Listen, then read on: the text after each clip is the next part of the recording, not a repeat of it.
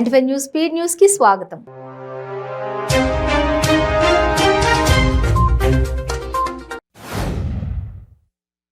వరంగల్ జిల్లా పర్యటన సందర్భంగా మంత్రి కేటీఆర్ రాష్ట్ర బీజేపీ చీఫ్ బండి సంజయ్ పై ధ్వజమెత్తారు. బండి సంజయ్ కొందరు చిల్లరగాళ్లతో కలిసి 10వ తరగతి ప్రశ్నపత్రం లీక్ చేయాలని చూశాడని విమర్శించారు. బండి సంజయ్ ని జైల్లో వేయగానే పేపర్ లీక్లు ఆగాయని అన్నారు. కాంగ్రెస్ ప్రధాన కార్యదర్శి ప్రియాంక గాంధీ చేతుల మీదుగా తెలంగాణ కాంగ్రెస్ మేనిఫెస్టోను విడుదల చేస్తామని ఆ పార్టీ తెలంగాణ రాష్ట్ర అధ్యక్షులు రేవంత్ రెడ్డి చెప్పారు. ప్రియాంక గాంధీ ఈ నెల 8వ తేదీన తెలంగాణలో పర్యటించనున్నారు. సరూర్ నగర్ స్టేడియంలో జరిగే యువ సంఘర్షణ సభలో ఆమె పాల్గొంటున్నారు. తెలుగుదేశం పార్టీ అధినేత చంద్రబాబు నాయుడు స్టైల్ మారుస్తారా? గతంలో ఉన్నట్టు ఇకపై ఉండరా? తాజాగా ఆయనే ఈ వ్యాఖ్యలు చేశారు. ఇకపై మెత్తగా ఉండే ప్రసక్తి లేదు అన్నారు. ఇంతకు ఇంత వడ్డీతో కలిసి అందరికీ తీర్చేస్తాను అన్నారు. రాజమండ్రి పర్యటనలో ఉన్న ఆయన ఎమ్మెల్యే ఆదిరెడ్డి భవానీ కుటుంబాన్ని పరామర్శించారు. భవానీ కుటుంబం ఒక రాజకీయ చరిత్ర కలిగిన కుటుంబం అని అన్నారు. దివంగత సీఎం వైఎస్ రాజశేఖర రెడ్డి సోదరుడు మాజీ మంత్రి వైఎస్ వివేకానంద రెడ్డి హత్య కేసులో రోజుకు సంచలన పరిణామాలు చోటు చేసుకుంటున్నాయి. తాజాగా వివేక హత్య కేసులో A1 నిందితుడిగా ఉన్న ఎర్ర గంగిరెడ్డి సిబిఐ కోర్టులో లొంగిపోయారు. ఆయనకు జూన్ 2 వరకు కోర్టు రిమాండ్ విధించింది.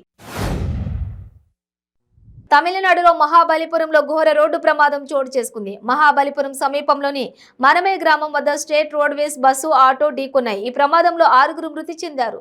మృతుల్లో 2 చిన్నారులు కూడా ఉన్నారు. మృతులంతా ఆటోలోని వారే. ఈ ప్రమాదంలో మరో 5గురికి గాయాలయ్యాయి. Supreme court judge justice JK Maheshwari కుటుంబ సభ్యులు తిరుమలలోని శ్రీవారిని దర్శించుకున్నారు. ఈ సందర్భంగా అభిషేక సేవలో వారు పాల్గొని పూజా కార్యక్రమాలు నిర్వహించారు. అంతకుముందు వారిని టీటీడీ ఈవో ఏవి ధర్మారెడ్డి తిరుమల ప్రధాన ద్వారం వద్ద స్వాగతం పలికారు. పూజల అనంతరం రంగనాయక మండపంలో అర్చకులు జడ్జి కుటుంబ సభ్యులకు వేద ఆశీర్వచనం తీర్థ ప్రసాదాలు అందజేశారు. వైఎస్ఆర్టీపీ పార్టీ అధినేత్రి షర్మిల బేగం బజార్ పోలీస్ స్టేషన్లో ఫిర్యాదు చేశారు. టీఎస్పీఎస్సీలో ఐటీ శాఖ వైఫల్యంపై కేసు నమోదు చేసి చర్యలు తీసుకోవాలని ఫిర్యాదులో పేర్కొన్నారు. షర్మిల మాట్లాడుతూ సిట్ దర్యాప్తుపై నమ్మకం లేదన్నారు. పేపర్ లీకులకు ఐటీ శాఖ లోపాలే కారణమని, ఒక ఐపీ అడ్రస్ తెలిస్తే సులభంగా పేపర్ ఎలా లీక్ చేయొచ్చని ప్రశ్నించారు. కర్ణాటకలో ఎన్నికల నేపథ్యంలో కాంగ్రెస్ బజరంగ్ దళ్ను నిషేధిస్తామని మేనిఫెస్టోతో వివాదం చెలరేగింది. పార్టీ రాష్ట్ర అధ్యక్షులు బండి సంజయ్ పిలుపు మేరకు రాష్ట్ర వ్యాప్తంగా కాంగ్రెస్ కార్యాలయాల వద్ద హనుమాన్ చాలీసా పారాయణం చేయాలని నిర్ణయించారు. విజయవాడ గురునానక్ కాలనీలో డ్రైనేజీలో పడి చనిపోయిన అభిలాష్ అనే 6 సంవత్సరాల బాలుని కుటుంబానికి నష్టపరిహారం అందచేయాలని ప్రభుత్వ ఆసుపత్రి మార్చురి వద్ద సిపిఎం నాయకులు బాబురావు మరియు బాలుని కుటుంబ సభ్యులు ధర్నాకు దిగారు. నీటిపారుదల రంగాన్ని రాష్ట్ర ప్రభుత్వం నిర్లక్ష్యం చేస్తోందని సిఎల్పి మాజీ నేత కుందూరు జానారెడ్డి విమర్శించారు. నల్లగొండ జిల్లా కేంద్రంలోని ఆర్ఎన్బి అతిథి గృహంలో ఏర్పాటు చేసిన విలేకరుల సమావేశంలో ఆయన మాట్లాడారు. ప్రాజెక్టులకు నిధులు కేటాయించకుండా ప్రభుత్వం అలసత్వం ప్రదర్శిస్తోందన్నారు.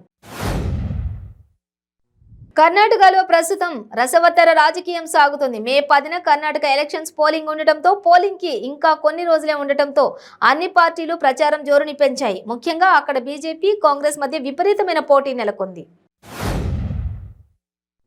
హైదరాబాద్ షాద్ నగర్ సమీపంలోని మసాజ్ సెంటర్పై పోలీసులు దాడి నిర్వహించి 3 యువతులను అరెస్ట్ చేశారు. షాద్ నగర్ పట్టణంలోని భారత్ పెట్రోల్ బంక్ ఎదురుగా ఏర్పాటు చేసిన ఫ్రెండ్స్ ప్రొఫెషనల్ మసాజ్ సెంటర్లో అసాంఘిక కార్యకలాపాలు జరుగుతున్నట్లు విశ్వసనీయ సమాచారం అందుకున్న ఏసీపీ కుశాల్కర్ సిబ్బందితో వెళ్లి దాడి నిర్వహించారు.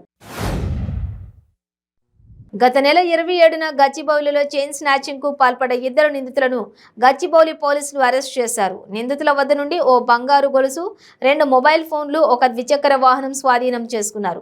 మాదాపూర్ డీసీపీ శిల్పావల్లి మాట్లాడుతూ గచ్చిబౌలి పోలీస్ స్టేషన్ పరిధిలో 27న ఓ మహిళ మెడలో నుండి నిందితులు చైన్ స్నాచింగ్ చేశారని తెలిపారు. టమోటా రైతులకు మేలు జరగాలంటే పవన్ కళ్యాణ్ సీఎం కావాలని Janasena party Rayalaseema co convener Gangarapu Ramadas Chowdary అన్నారు.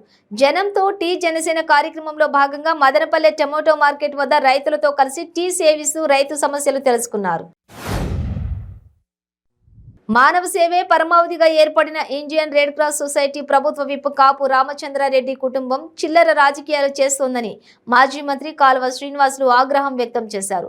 రెడ్ క్రాస్ సొసైటీ జిల్లా చైర్పర్సన్ గా కాపు భారతి ఎన్నికైనప్పటి నుంచి ఆ సంస్థను వైసీపీ జేబు సంస్థగా మార్చారని ఆరోపించారు.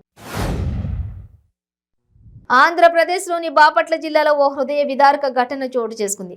రహీం అనే 9 ఏళ్ల బాలుడు తన తల్లిపై శారీరకంగా దాడి చేశాడని తన తండ్రిపై ఫిర్యాదు చేసేందుకు ఇస్లాంపేట పోలీస్ స్టేషన్కు వెళ్లాడు. పోలీస్ స్టేషన్లో ఓ అధికారితో రహీం మాట్లాడిన వీడియో సోషల్ మీడియాలో వైరల్ కావడంతో ఈ ఘటన వెలుగులోకి వచ్చింది. కర్నూలు జిల్లా ప్రభుత్వ ఆసుపత్రిలో జరుగుతున్న స్టేట్ క్యాన్సర్ సెంటర్ పనులను రాష్ట్ర వైద్య ఆరోగ్య శాఖ మంత్రి విడుదల రజని తనిఖీ చేశారు.